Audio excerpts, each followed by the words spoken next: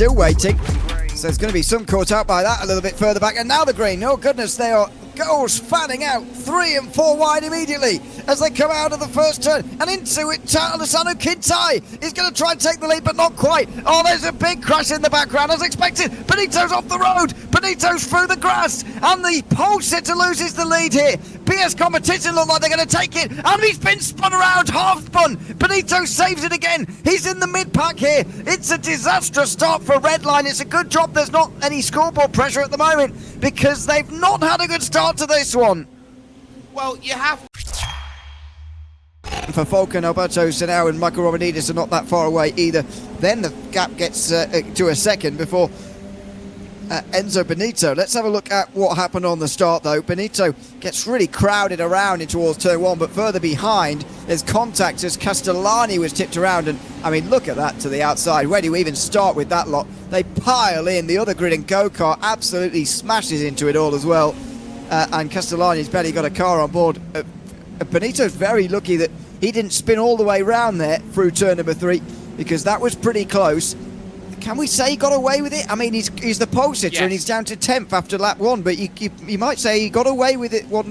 He got away with it not being worse.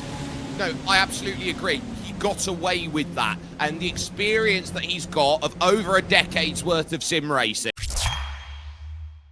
Fioroni comfortably getting a move done on his compatriot Enzo Benito, and Benito's doing around the the low to mid 56s right now. Everyone behind is around the 55s right now. So Zane Khan did a 55.3 on that last lap, and into the lead goes P to make that change for Coanda. Espes up to third past Murdoch. They're getting busy now at halfway in this race, but you've also got Dan Voss for stint 1. He'll be winning this race. He'll be finishing in second place though.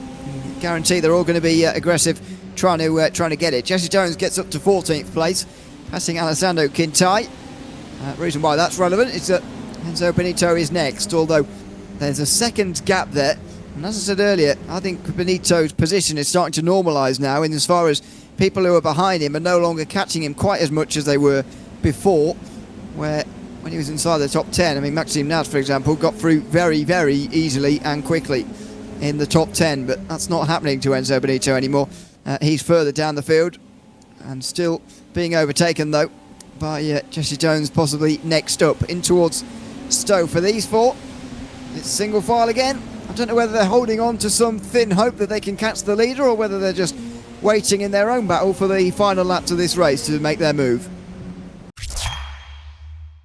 Close there for Coanda. Big extend there from Williams. They need to try and use every trick in the book to hold on for this podium. Now every corner is going to be scrutinised here as they head to Beckett's, now looking over towards the left-hand flick of Chapel and onto this hanger straight for the final time. This is where you got to try and find his move. Try and shake it everywhere. Front goes into the grass, but still it's a 10 pretty much everywhere to try and find his move. Here comes Coanda down the inside, trying to steal a podium away. Isn't gonna get that. Murdoch opens up the steering. Is there gonna be one last throw of the dice down here at the Vale? Answers yes, because Murdoch's run it deep. Sobrero untouchable as he wins it for TC Esports in race 17. It will be second for Williams, and then it will be Budosson who will take that last place on the podium.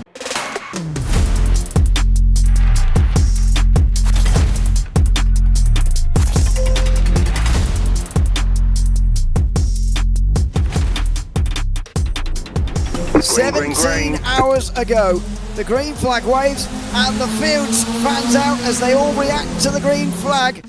Pinto moves to the outside, almost as if just try and stay out of trouble with everybody else. We're already 4, 5, maybe 6 wide in the midfield here. As we come into turn 1, there's an incident already. Pinto only just squeaks past it. BS Competition seem to definitely be involved there. And as they come up towards turn 3, who's going to get this lead? Alexander Spence looks like he's involved here, battling for the lead. Coanda in there as well, side by side through turn 3. It's Coanda who lead on the opening lap after carnage as expected through turn 1. Look, Elliot Budzinski is only himself to blame for what happened there on lap 1. He went over the tyre of Dana Moore, then into that opening corner. You can't be too aggressive. There's more dramas as they go through the 300, and now as they exit Advan corner and go down towards the 100, keep your eyes on a swivel. His wheels will tangle, and they've only got the strength of the suspension to hold them together and in place. That was really quite a moment, but well saved, to be fair, from Rozier, although to rather get himself into a lot of trouble there. He saved himself from an incident could have been worse. Pinto down to 13th as he's now trying to make up a position on Damon Woods, I believe. Oh, sorry, he's defending from Jaden Sherwood. Dear me, Pinto is really struggling at the moment, and this group just continues to go on. This group, by the way, not indeed connected to the leaders anymore. The top 7 are looking to break away now, and Pinto's not a part of it. He's lifting off down in towards the hairpin here. I think he's trying to play the fuel game at the moment, thinks, well, I'll see you all later. But maybe there's something deeper going on here. Pinto is struggling massively. There goes Blotto now to the inside line. Diogo Pinto for Team Redline down to 16th now. And dear, oh dear. That is what Pinto could absolutely do without, but Nudek will get away from them here now. With less than 10 minutes to go, Pinto will be on his own again, out front, leading the field. Damon Woods leading the line of 3 drivers trying to catch up to Pinto in time. There's 10 minutes remaining. There will be 5 laps remaining, including the one they're beginning right now. They need to be gaining about 3 seconds a lap or more. Well, 3 seconds a lap from this point is a huge difference by comparison. In has come Norbert Leitner down to the lane, and they're at 15 seconds. So take a look at their marks. So they're in the 150.0 range at the moment. Red line, 53.1. That indicates to me that's 3 seconds a lap. They're happy with it. Red line are deep in the tank.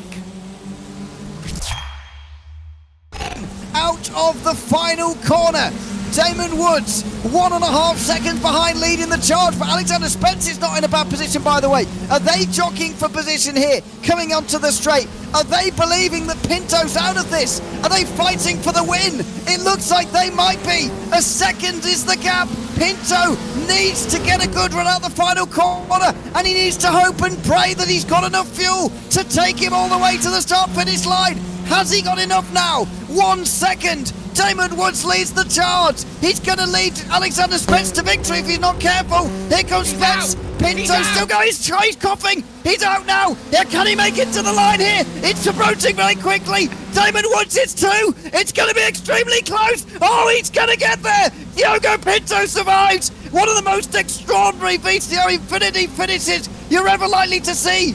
The greatest fuel-saving strategy I've ever seen. Diogo Pinto's made it.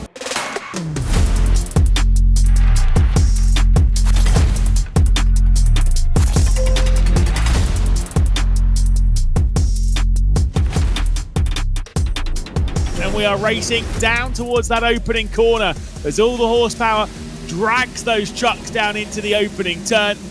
On the left-hand side of your screen, that is Cooper Webster, and he might hang on to the race lead as they work their way through the opening corner. Lovely to see the Redline livery on that car as well, and it certainly fits the machine, and it fits the race lead as well. The points leaders holding firm at the front.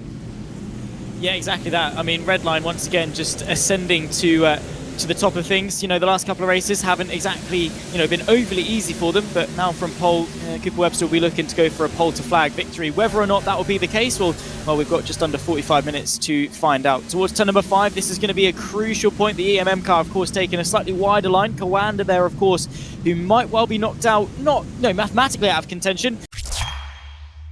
Hoping that no one's going to hit them. Probably the best thing to do is to stay rolling, but in the same lane, as to sort of minimize the relative speed. Let's take another look as to how it happened. Just a small bit of contact. That's the number 10. That's the Stintone Motorsport getting tacked out. That's I mean, we were speaking about driving standards earlier on being quite good. Out the window in the Chevys.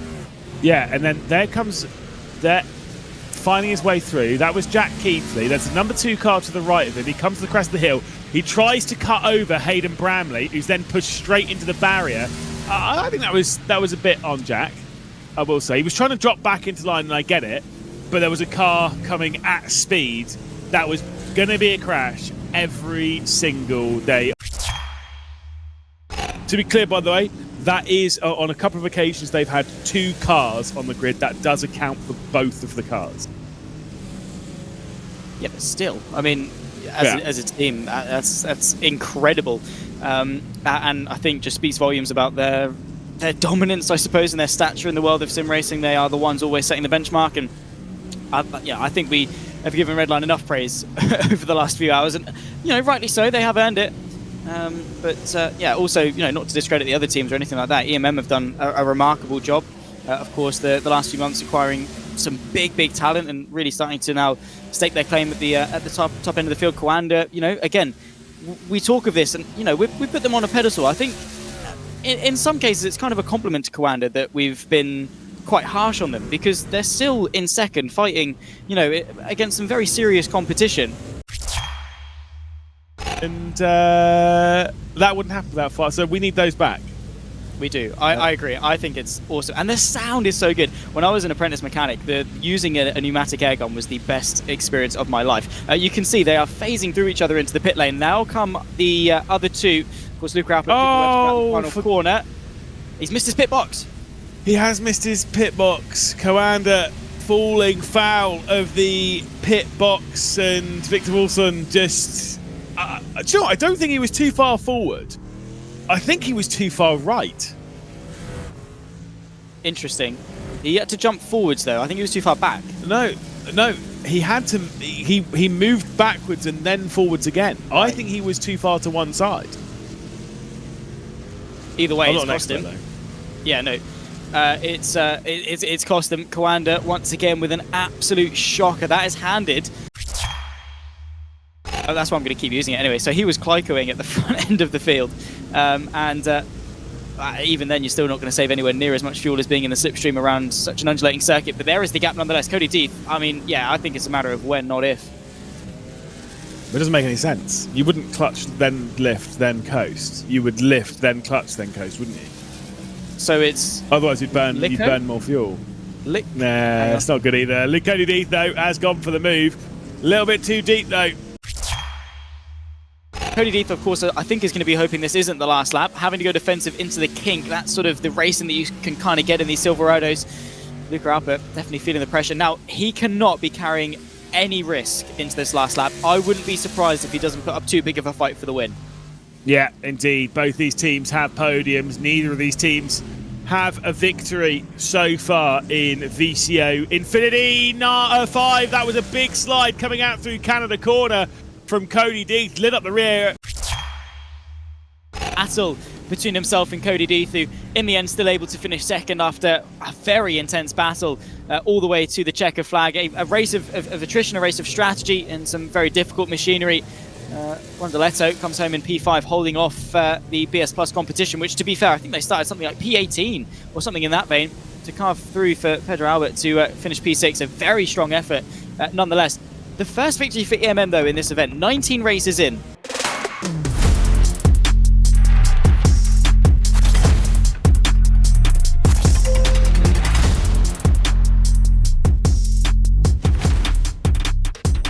I'm not so sure and not as convinced. At the front of the field, though, it'll be Reina Talva for BS Competition alongside Sebastian Job as they begin racing down into the opening corner. BS Competition on the left-hand side. The outside sweep coming in for Sebastian Job is my pick, by the way, for victory. Whoa! And there's a big old crash that takes out everyone. Whoa! Big flips. That is a massive moon mission on the way from some of our... You know what? That is why sometimes, if you're going to make a big send into the opening corner, make sure that you're not going around the outside, because that's where the crash always ends up. And speaking of which, there's a big one happening. Coanda going for a big roll as if it's the Summer Olympics. It's not, though. And he's ended up in the gravel trap on his roof. Big drama for Coanda. Big drama for Redline. Big drama for BS Competition as well. And Alessandro Quinte comes through for Grid and Go to take over the race lead. We've established on plenty of occasions, and me as well. Again, for context, I wrote half my GCSEs in a green pen, thinking it was black. Yeah. That day where I was like, lads, is this a black pen? And you all turned around and was like, no, that's green. And I had my head in my hands. for a good while. I can see the colours, and that's a huge lock-up. Goodness me, there, going into a very tricky corner, actually, that long right-hander. Obviously uphill, so getting on the power important, especially with the long straight. And we'll see if Sebastian Job can maybe pick up a couple. Yeah, you're actually right. If you're going to have a crash at any point, you want it around there. Brabham Esports, or Brabham Motorsport, whatever their name is now. I think it's been Brabham Esports that's changed a little bit. Who knows? But either way, that white and blue car is the one that's feeling the pressure of Sebastian Job now. Let's ride on board with GT Spain and see where that came from. So into the 2 wheels in the grass. I mean, that's why you don't try and turn to a corner when 2 wheels in the grass. This so much. Oh, this is quality. Oh, damn. Damn. I'm actually, honestly, I'm fuming. I'm getting all the calls wrong when it comes to, apparently, just purely, specifically gear shift related incidents. I'm just, like, I'm 0 for 10. Sebastian Job, though, making the move to the inside, getting very aggressive to the inside of the Falcon car of VCO. And he'll head out onto this back stretch ahead, potentially, of the group, down into the hairpin. Yeah, maybe so. I mean, it is just going to be a slipstream fest, and then, of course, sending it deep. Sebi Job involved in an incident on the opening lap. They're 3 wide nearly as they hit the brakes. Sebastian Job on the inside there, the Falcon car just alongside him, able to get the drive and find his way through quite cleanly. And Sebastian Job back into the top 15, and I wouldn't have thought we'd be saying that after the opening lap, but yeah, he's just been grinding away at the last few laps, and with 20 minutes left to go, the gap in front. Backy races, isn't it, to be honest? Yeah, absolutely. And you've only got 5 minutes left of me in the comms booth before it'll be tall and small, because Arjuna will join you for the next couple of races. Here's a look down. That's how it got flicked up. That looks like perfect physics to me. Any problems you see? No, it looks all good to me.